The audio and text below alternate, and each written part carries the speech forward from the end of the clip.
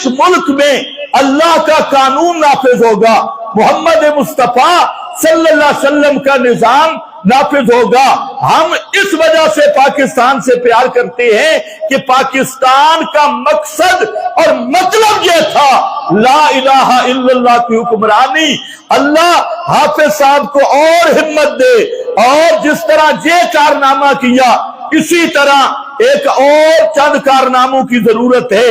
एक तो जिस तरह कुफ्र के ताबूत में ये कील ठोक दिया, इसी तरह कुफ्र के निजाम में भी एक कील ठोकनी चाहिए या नहीं? तो कब पता नहीं कितनी जिंदगी हाफिज साहब की। हाफिज साहब को मशवरा दूंगा, हाफिज साहब ये जिंदगी अमानत है। आज आप जर्नल हैं, कल नहीं होंगे।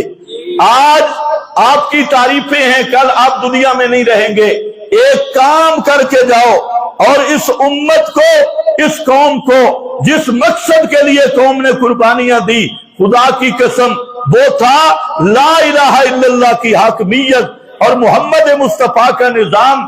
तो हाफिज साहब आज आपके हाथ चलते हैं, फल युगय्यर हो बेयदिही, आपके हाथों में अल्लाह ने ताकत रखी। ताहूत के निजाम को उजाड़ दो और जमहूरी कुफरिया ताहूती निजाम इसकी सफेद लपेट दो और ऐलान कर दो कि पाकिस्तान, जिस अल्लाह ने पाकिस्तान को इज्जत दी है, अब हमारी अदालतों में कानून चलेगा तो मोहम्मद मुस्तफा का चलेगा।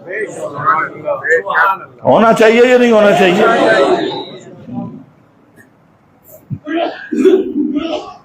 डरे तो वो जो चोरियां करके भाग जाए, हाथ कर जाएंगे।